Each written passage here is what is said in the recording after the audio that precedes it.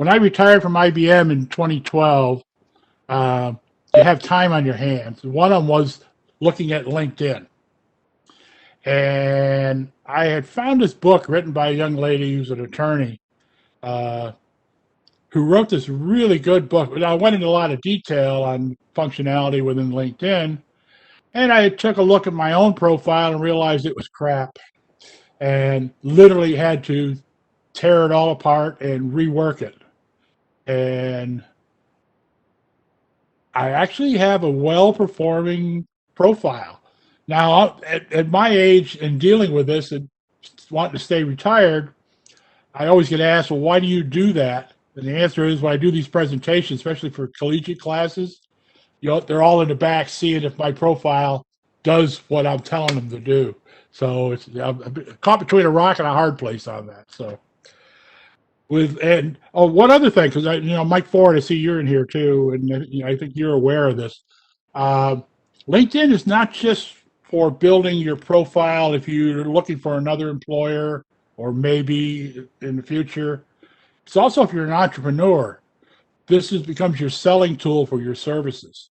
And you'll see, I think I have, well, in fact, I do. The young lady who wrote that book, I'll be showing you her profile as we go.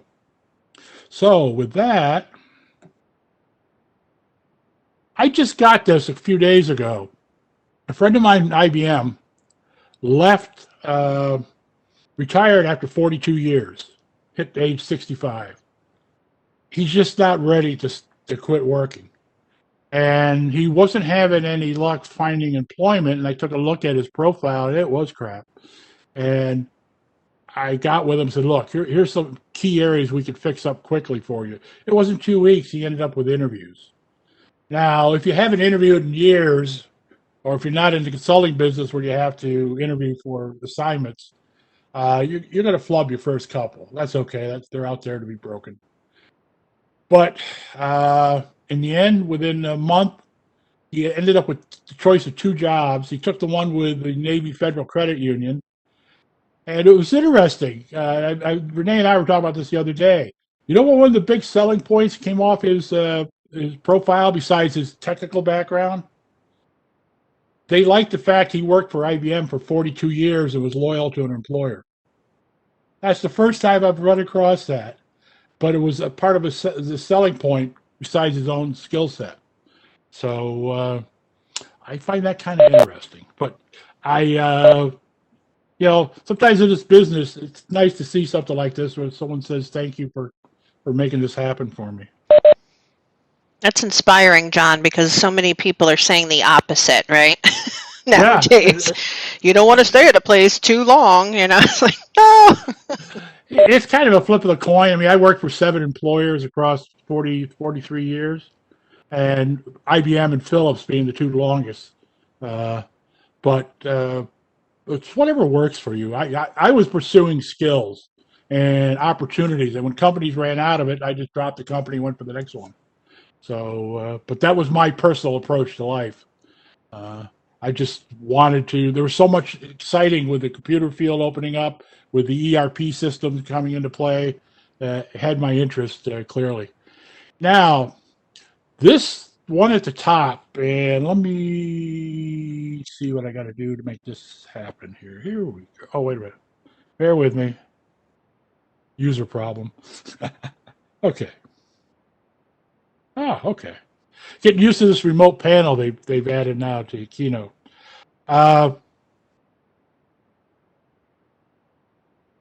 You can see, Renee, is that okay? Can you see my laser pointer moving? Yes, we can. Yeah, okay, good. Okay, for the top panel, this is my record of how many job searches I turned up for. About 2 years ago, I showed up in 1 week in 538 searches. That's when you show up on a short list. My normal average is between, I run anywhere from 60 to 100 a week. And I'm on a regular basis actually turning down requests for interviews. But, so I think I pretty well got this mastered. Now, if we look down here at my ranking, within my industry, I'm in the top 1%. Within the network of people that I have, which is about almost approaching 1,900 people now, I'm in the top 2%, which is not bad. And a little note at the bottom, right? In the industry, the average is like 29%, but I'm in the top 1%. And the average for the network is around 40%. Again, I'm in the top 2%. So those are good numbers for me. And I kind of track this every so often. If you want to know how to find this, do a search engine search for a LinkedIn Social Selling Index, and you'll find the screen and just follow the bouncing ball, and you can assess your profile. It's between you and God at that point. Okay, for most of us, when we go into LinkedIn, what we see is our profile. This is the user interface. This is how it looks to us. The reality of LinkedIn is something different. This is what it really looks like. You got that user interface, there's a processing layer, there's a link for search tools that recruiters use because they license search tools from LinkedIn to search data. And then there's a whole carload of databases you have to populate. Now I see every so often, I'll see it on the internet. Well, you only need to have your profile look like a 2-page resume. That's not true. You want to fill up as much data in the system as you can because you have no idea what people are looking for. Like my friend Chris, one of the things they were looking for was someone who had longevity in a company. That was one of the variables, and they got an infinite number of variables they could search on. My son-in-law is a recruiter, and he was explaining to me how they use the LinkedIn tools, and they find 80% of their talent that way. So what happens is they don't sit there thumbing through this looking at pictures. They'll actually do a machine search and come up with a short list. Then from that short list, they'll delve into LinkedIn. So I'm going to treat this like writing a story.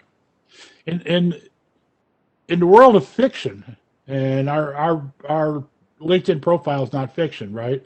But in the world of fiction, you introduce your characters, you bring in the conflict, and then you have the protagonist end the story. Okay, we approach it here. I'm taking the same approach in that you're going to have an opening chapter. You're then going to get into the details piece, and then there's a wrap up. Or if I Pareto this, the A item is the opening chapter, the B item are the details, the C item is the wrap up. And I'm also going to talk about something from the world of publishing called internal design, how you lay this out. And one last piece on research you can actually do within LinkedIn to help improve your profile. So let's open this story about our life. Your name shows up on a short list. They're going to bring you up. The hook is what you present to them. And this is mine. I've got background photos from the layout from my books, one of my books, my photo, and what we call a headline. And I'm going to take us through each of these. But the goal is you've got to get their attention. If chapter 1 doesn't work, people usually don't read the rest of the book unless they're forced to. So you want to create interest. You want your headline to show that. Don't leave it blank. Don't leave default stuff in. Dress it up. And I'll give you some good examples of what not to do and what to do. Now, the visuals you use, and a word of caution on visuals these days, don't just grab something off the internet. That's intellectual property. People are getting sued, even from LinkedIn, using unapproved material or material in which you haven't given credit to the person who produced it. So I either generate my own material or for the most part, I generate my own, or I go out and I'll actually license some material, or I'll ask for permission. And I use Creative Commons a lot, which has free material, but you do have to give attribution to whoever created it. And that's only fair. It's intellectual property. So when we get to your picture, the employers and recruiters, they want to see you. They don't want to see you with your pets. They don't want to see your surroundings. You're out on the lake. They don't want to see your significant other. They don't want to see your family, and they don't want to see you doing something stupid, right? They just want to see a picture of you. And then you're going to have a background for your photo, for your profile, actually. So you want to be a little creative there. And everybody's will be uniquely different. This is not a good one. Uh, there's no photo. There's no background photo other than the default. And his headline says he's a Cisco voice over IP professional and actively seeking employment. A word of caution. No recruiter in the world or someone looking for a service provider is getting up at 8 o'clock in the morning, having a cup of coffee and say, let me see how many people are actively looking for employment. It ain't going to happen. So take that right out of your profile. It's a waste of keyword selection.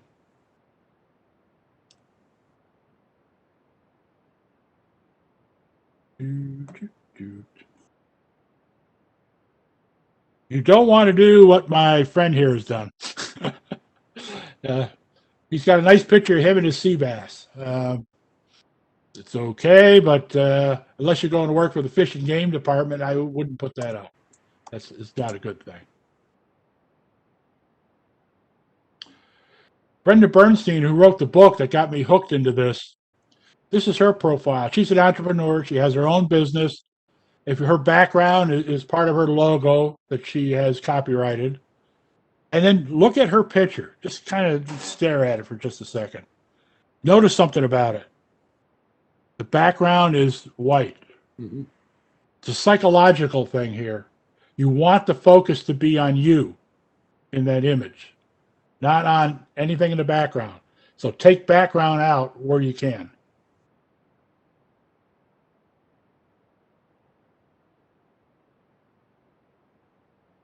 Lawrence, on hers, she's written one of the major books on mergers and acquisitions. She lives outside of Paris, so she has them in different languages in the back. Now, in her photo, she's kind of smart about this. It's taken at a presentation she did, so she has a solid background behind her, and then she has a glass podium right here.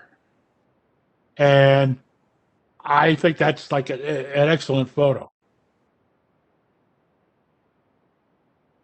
The one I always thought was cool is Sam Fellinger. He works for SpaceX. Look at that.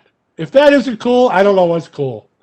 And his father's a friend of mine. In fact, worked for IBM out of the Rochester, Minnesota facility. And Sam's a West Point grad, led a helicopter support team for the 101st Airborne.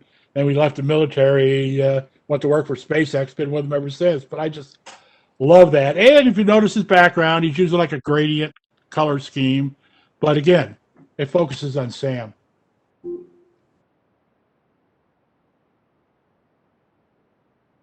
You want to have that headline loaded with keywords. And the headline is right down here. Okay. Now, if you look at Brenda's, her sequence of keywords are resume and LinkedIn profile writer, author, speaker. She has a delimiter. She uses stars. I tend to like the vertical line, but to each their own. She does executive resumes, C-level resumes, executive LinkedIn profiles, college essays, law school admission essays, and MBA admission essays. So that's her business in life. And so when this comes up, you have no doubt what business she's in. So if you think about your headline that you currently have in LinkedIn, see how it stacks up against this. If it doesn't, you have some work to do. As you build keywords throughout LinkedIn, you may want to search and see how well they work for you. Now, certain keywords are what they are, right? But over time, you want to look at some of your keywords.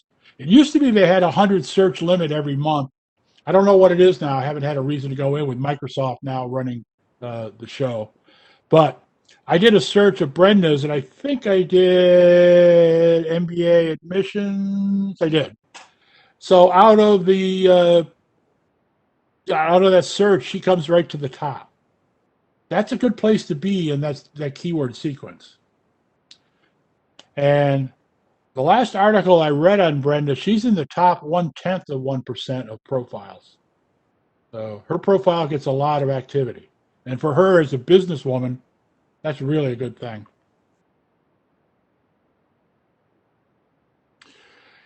So we now have the hook. We've gotten past the hook. Now you want the detail. Now, this detail supports two things, right? It supports the machine search, but it also provides great reading material that you want whoever is looking for you as a candidate to keep reading. So the first area is your summary bio. You'd be surprised how many people don't put this in. It handles up to 2,000 characters, not words, characters. But you want to summarize your career. Now, I'm used to it. Hang on a minute. There, kill that thing. Like Mike Ford, myself, Tom, anybody who's done presentations, we always have to write a bio about ourselves. So this is kind of like second nature, but for a lot of people, it's not. And what you need to do is be very pithy with the words you choose and how you lay this thing out. But you don't want to leave it blank. It's a great place to start populating keywords. And oh, by the way, if you repeat keywords through your profile, that's perfectly all right. Redundancy is actually good because someone could do a search saying, I'm looking for an SAP expert who shows SAP 3 times on their profile. Okay. So don't worry about redundancy. You just want to weave your keywords, deliberate keywords, into your statement because everything is going to be indexed, right? It's set up to be searchable on the web. It's not only within LinkedIn, it's also on the web. Search engine optimization, SEO, as they like to call it. So one thing you need to grab hold of is the idea your profile, we'll talk about this when I come down to the link, is actually your own little private website attached to LinkedIn. And the good news for you is you don't have to do any of the coding, but you do have to supply the enough verbiage to make it an easily found presentation or profile. Here's mine. What I did is, now this is my approach. It isn't the only approach. I introduced myself. I then summed up my career in the next paragraph as I wanted to look. And then I listed 3 things that were significant in my career or I felt were significant. And then they always say the last paragraph is, what should they do after they read this? Okay, I really don't want them to call me. But, so I basically say, so now I deliberately put the word retirement in. And I know they read it because I'm constantly getting requests for interviews saying, we see you're retired, but wouldn't you like a 6-month assignment? And I'm polite about it. And I have a carefully crafted message back that says no. And so that's how I did mine. Now, Brenda's, this is how she laid hers out as a businesswoman trying to sell her services. I think that's an interesting approach. By the way, it's visually pleasing. This is a nice design she did. So, by the way, we're going to have this presentation out on the YouTube channel for Danbury. So I'll be sending a link out to Renee and she can distribute accordingly. It'll also be on the ASQ site as well. Good. Okay. Lawrence, on hers, she lays it out, the work she's doing. Again, she's an expert on mergers and acquisitions. And by the way, anybody does have a business interest in that, she's got some great YouTube videos, both in English and in French, that are great. So even a professor can lay out a decent summary. This is where the real meat lies, your professional experiences. This is what did you do on the job? And for the IBMers on there, I'm going to pick on IBM. I'm one of you. But the one thing I have noticed in many IBMers, it'll be, I worked for IBM for 35 years, or pick a number. And I'm sitting there reading this going, and well, any of us who worked for IBM know you don't sit around at IBM. You're on projects, you got assignments, you got work. You need to break all that detail out. And by the way, I think this is not so much an IBM problem as a big company problem. people don't really understand their marketplace worth. But once you start getting into the details, it starts to become much clearer. But you got to lay this detail out. So, research. Recruiters need to know what you've done. Lack of a narrative, lack of a write-up sends the wrong message, and you lost an opportunity for populating keywords. You want to fill those. Remember those databases we were looking at? You want to fill those suckers up. Now, here's an example of mine. I'll give you a pointer on this. This one, where I am today. Currently, author, speaker, ERP, process analysis, requirements engineering, production inventory management. And then in the body of it, because I weave a lot of technology in. By the way, most of us use technology. I don't care if it's using Excel spreadsheet. You got to put it in or they don't know. Most of our jobs tend to be automated. Couple things I did that work out real well. This up here, what am I doing? And I'll show this with some breakouts and some IBM detail.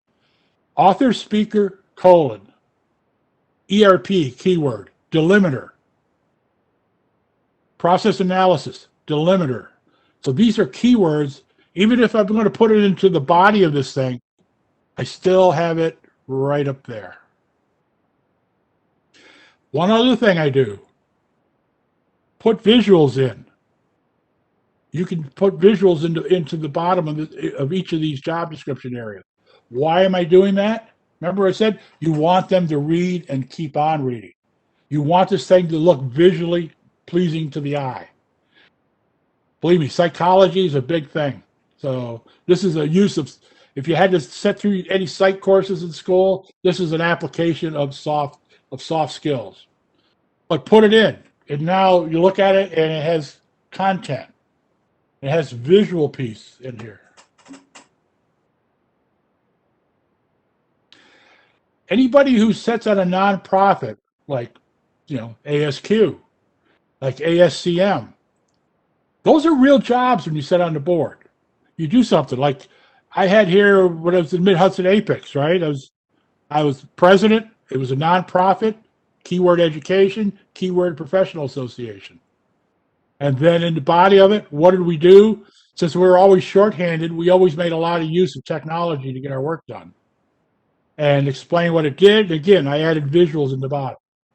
I create a lot of my own visuals, so for me, it's a big plus because I take these from some of the presentations I've done over the years and slap them in where supply chain is concerned. At IBM, one of the jobs I had, I still think is the best job at IBM is a technical team leader. I did a management role for a while, and I really didn't like babysitting. I prefer to be right, where the metal meets the meat, as the old saying goes.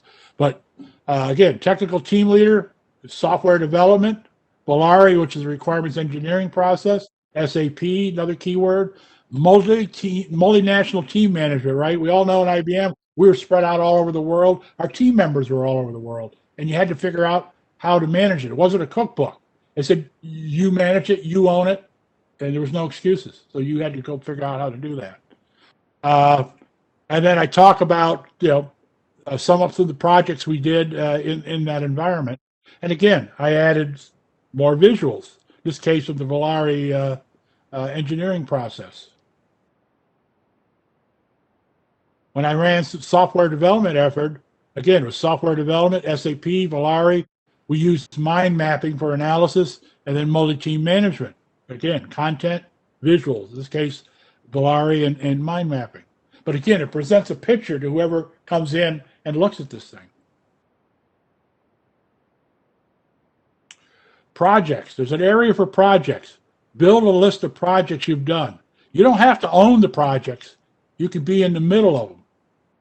But list all the projects and then describe the project. Add more verbiage. So I'll give you an example. We did for IBM, again, notice in the headline, I put add more keywords. So IBM worldwide used a system called IntelliCorp. We did a software upgrade, did Volare, SAP, used project management, and again, multinational team management. and then talked about how we did this methodology of doing a major upgrade to SAP. By the way, as a sidebar for the IBMers, we asked for $3 million. They gave us 8. I've never in my career got more money than I need. Oh, they were petrified. You know who the first person was on our project management call? Sam Palmisano. He was warned by the executives we could collapse the hardware business. That's a $14 billion revenue stream. And he had to have a weekly update where we were, how this is going. Bottom line is we actually delivered it, as we said, for $3 million, gave the business back $5 million for the projects, and had not one Sev 1, not one, which is more than our folks in Raleigh could say on their project. But that's another story for another time. That's in my book. And then what's nice about the projects, right? You got to describe them, and then you add members of it. Now I got 2 smiling, cartoon face and a smiling face, but some of the other people are no longer in business. But you can still add people who aren't within, the tool. Whoops.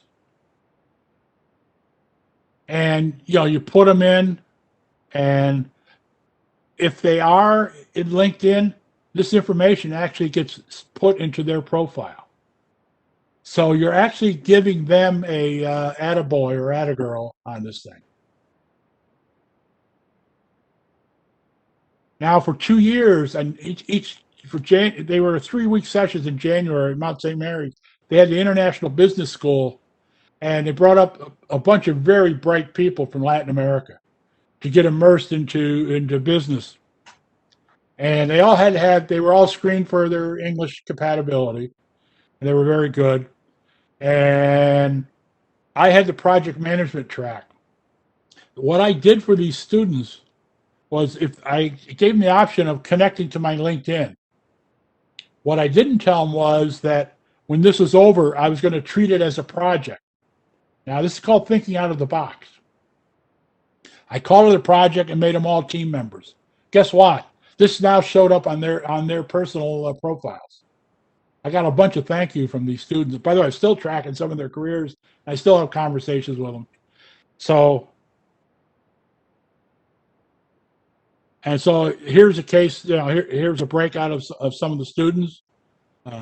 I'll tell you that was the most impressive group both years. Unbelievably how good they were. You have an area for skills. You want to build a list of your skills. This is where you take an inventory of the skills you have.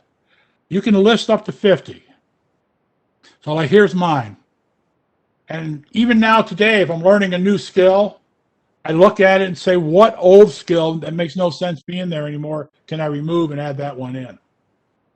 But we all have more skills than we realize. We just don't think about it as an inventory of things we do. You got to think about it that way.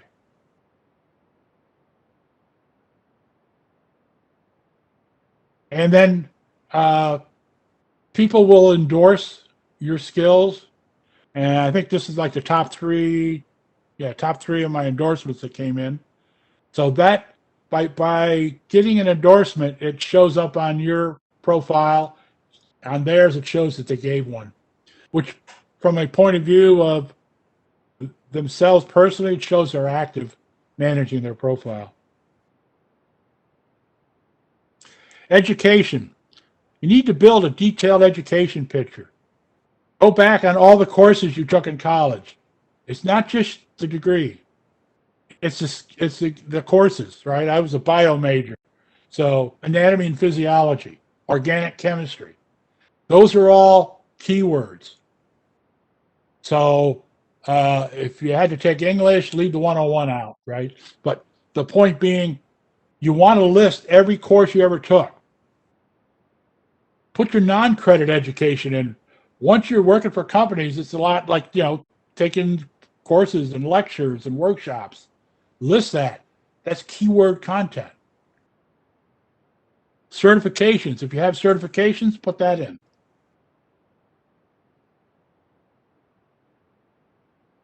Okay. That part of the drill is going to eat up a lot of time building that. We went from the A item to the B items.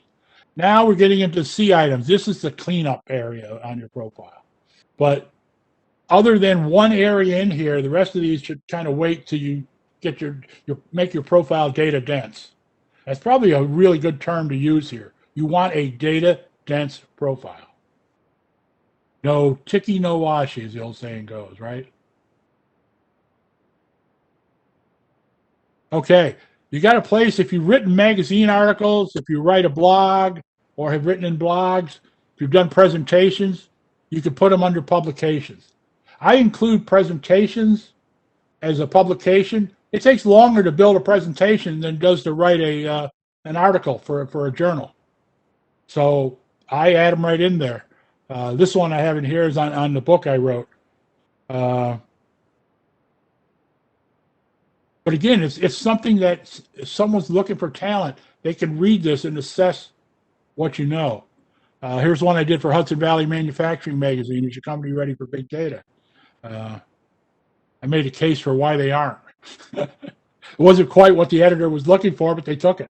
They said, we hadn't thought about it like this. That's why they have data scientists, right, Renee? Yep, that's it. Yep. Organizations you belong to, whether they be professional societies or personal things. Like I've got here, I belong to the Independent Author Network.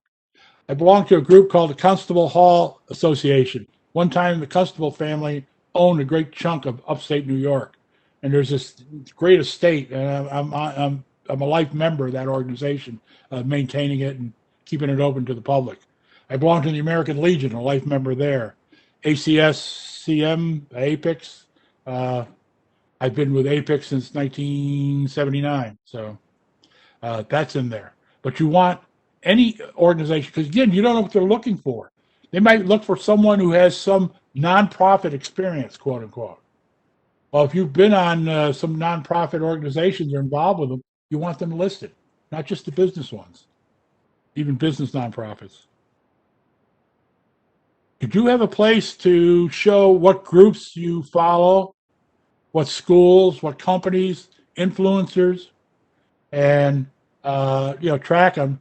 Now, this display, if it were live, I could go to companies, get that list, go to groups, get that list, go to schools, get that list. But again, you want to populate that area. Any honors and awards you've received over the years? I even included, some of the awards I got in the military. You add them in there. I've done work for in the past for DoD companies. It pays to have the military piece in there.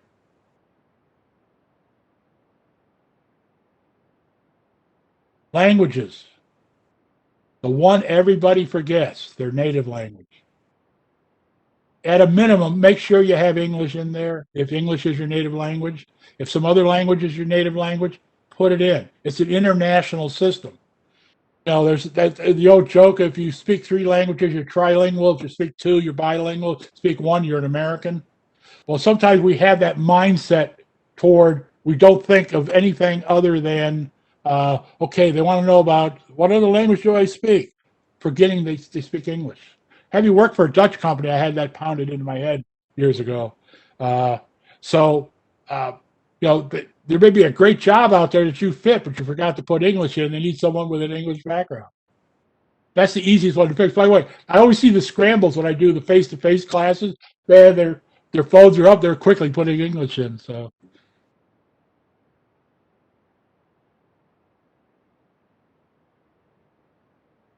volunteer experiences and causes, right? Involved with any active groups. Could be environmental. In this case, ASCM is another example. After we shut down Mid-Hudson, I've moved over to the Danbury group. So you have that all in there, and then you write it up, add your verbiage. Like I've got keywords in here. I now own their website for setting it up, running it, setting up Google Analytics, looking at the analysis, set up their Twitter, set up their LinkedIn groups. So if you want that in there, shows you have those skills. Articles and posts. Now, posts are real easy. And Joe, this is where you said you hardly keep up with me sometimes, but I just go and I wing one out. Yeah. Like I go in here and wake up in the morning, I had coffee, I go, that damn panic, uh, when this is done, are they going to figure out whatever happened to our toilet paper and stuff? Right. So I put that in here. Would you believe I got over 1,000 views of that post? And by the way, because of the analytics built into this, it's a topic for another day. The analytics built into LinkedIn, I could actually see what groups of people were actually looking at this and what their job titles were. But that little blurb got me 1,000 posts. You know what else it gets me? Never fails. At least one person goes in and looks at my profile because LinkedIn lets me know who looks at my profile. And so you're getting people looking at your profile. And so remember that. And it works. That's something it takes probably less than a minute, and you just fire it off. John, if you get an answer to that question, please feel free to share it with us. You'll be the first one to know, Renee. Awesome. There also is a blog capability within LinkedIn. Now, a lot of folks don't know that. You can actually write articles. The time I clipped this out, I think I have 85 articles in there written. They've gotten a lot of responses on different ones. But what's nice about this is not only is it the writing the article and you're demonstrating your skill set in one, communicating. The other is constructing the blog. If you look at this, I put an image in. You don't have, you could just write the text or you could dress it up. I put an image in. And by the way, the sizes on the images matter. Something called responsive design between how images look on the PC versus the iPad versus a smartphone. So they will give you the optimum size. All you have to do is go out and Google it or DuckDuckGo it, whatever. Use a search engine, go find it, and they'll give you the most current specs. Again, Microsoft is constantly changing things. Now, I was a little concerned when Microsoft took this over because I'm an Apple guy. I'm not a big fan of Microsoft. I had to live with that at IBM. When I left, man, it's the first thing that went. But I will give Microsoft a lot of credit. They've done a really good job. But the changes are coming in fast and furious. Even Brenda Bernstein quit updating her book after 2019. She's got to come up with a different way to write the book. It can't be cookbook. Do this, do this, do this. No longer applies. So one of the reasons I do this presentation like this, I'm talking about the information. It's up to you to Google it and find out how to add it in, because it's a waste of time for me to tell you, do this, and tomorrow they could change it, and they do. And so far, all the changes have been for the good. So I don't beat them up on that. And by the way, when I wrote the article, you write it, and again, I added more images. You add the title. I do all my own editing, make sure everything looks great. Not too many commas. Everything works. Doesn't look like I'm a functional idiot. And then you send it off, and then you'll see responses. You'll see who's reading it, and there's analytics built into this. Now, there's another reason why you do that. I'm hoping that's my next slide. Yeah, it is. When I went out, and this I discovered by accident, when I went out and Googled myself, all these articles I wrote showed up. So again, think of it. This is your private website. You're writing all this stuff. It's now been optimized to be found on the net. So people don't have to search within LinkedIn. They just, someone puts in a topic you wrote on, like, okay, I'll just pick I had one article about a 12-year-old reminds us all about what it takes to do a job in business, right? To succeed in business. So if someone were Googling 12-year-olds, potentially this would pop up. Or an SAP upgrade story would pop up.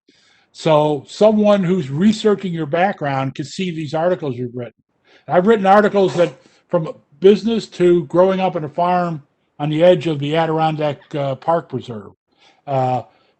Because if you're going to look for talent, you want to know what makes them do what they do. And it's more than just doing the job. So, I put those stories in.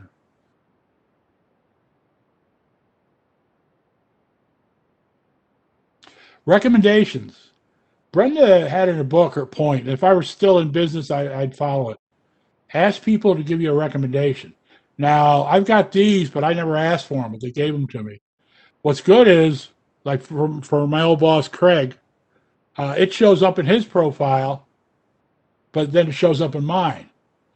Now, if I were anybody I've written recommendations for, it's reverse, right? It's in mine, also theirs. So there's always there's some symbiosis here, right?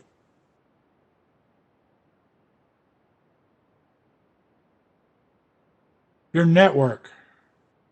Technically, you only need about 50 connections to be in the game, but you want to build more than 500, and you're going to have to learn how to hunt up connections.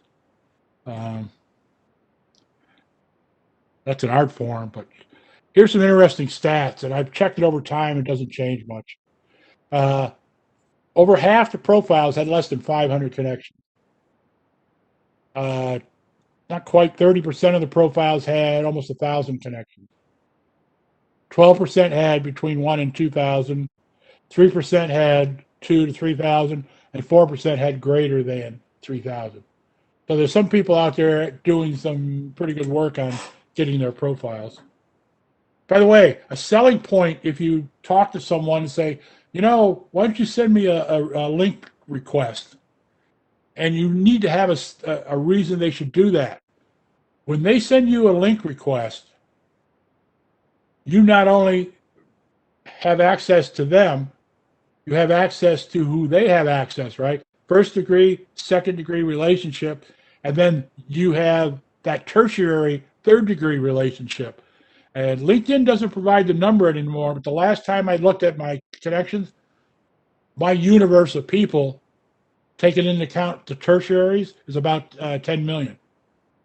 So that's not a bad area you want to be in.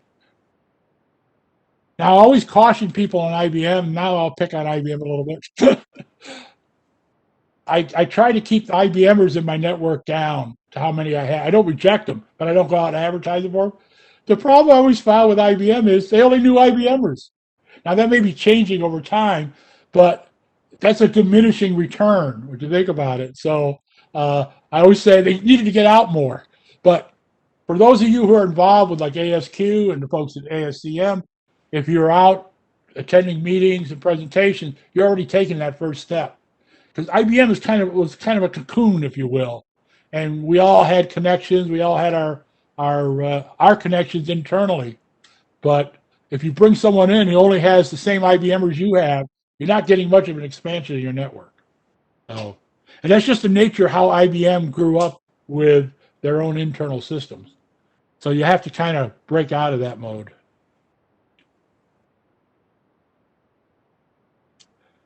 Creating links.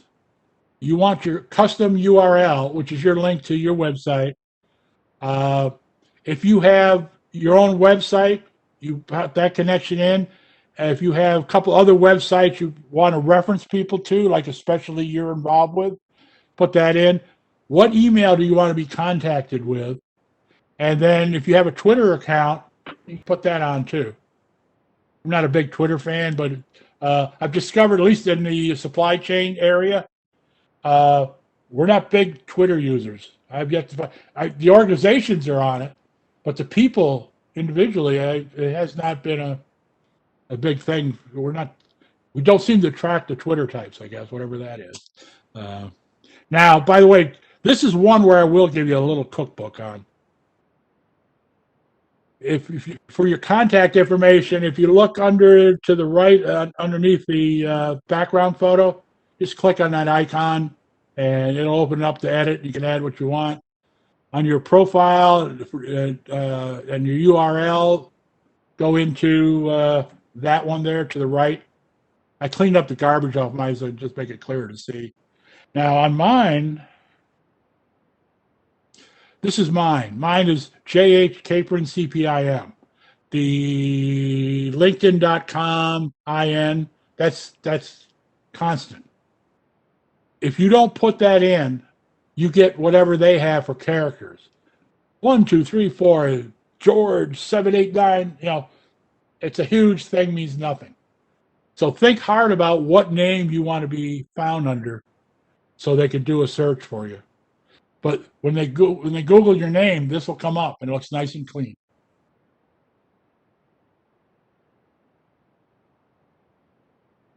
Okay, so that takes care of the book, but there's a couple other areas. In writing, I don't care whether it's nonfiction or fiction, there's something called the internal design. It's how you lay out the page.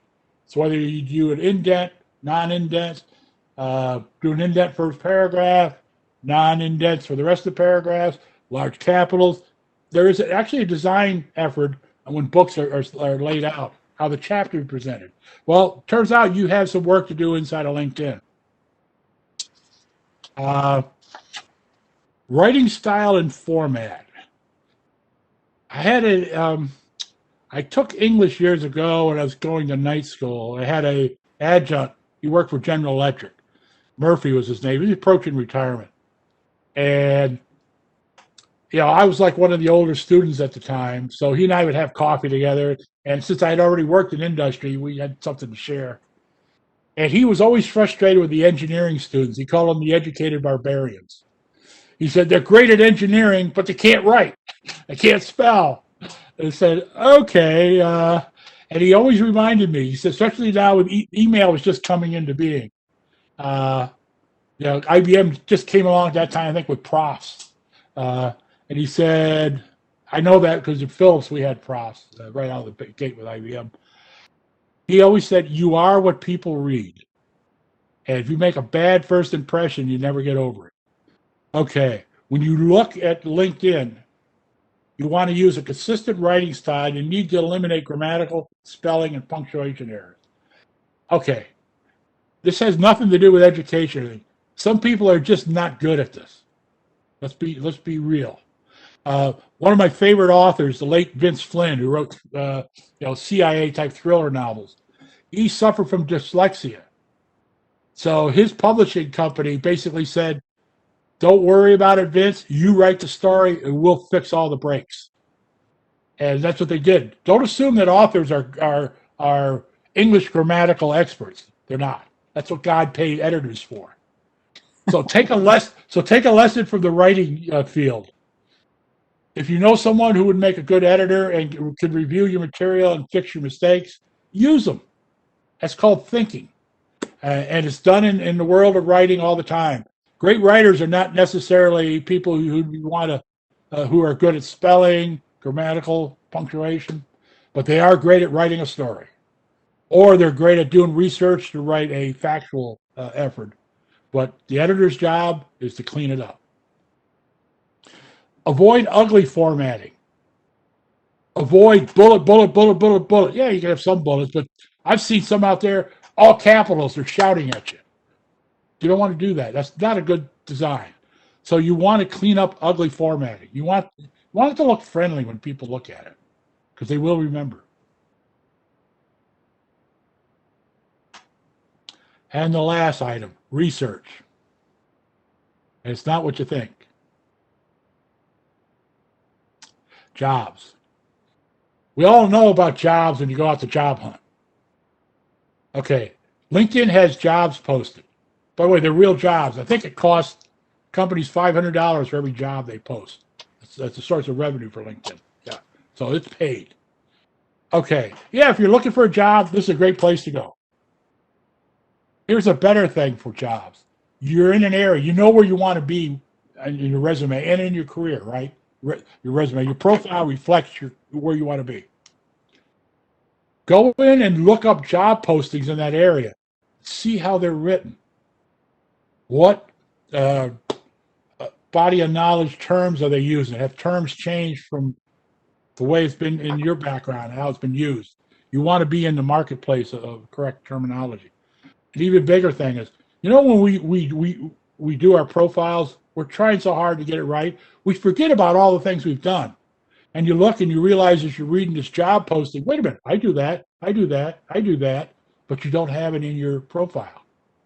So you find the things that you're missing in your profile, and you have it triggered by going through the job descriptions, and you go in and you add it to your profile. Or you reword your profile to start fitting the way the industry is drifting. So this is called doing your basic research. So it's not just hunting up a job; it's making your profile more robust.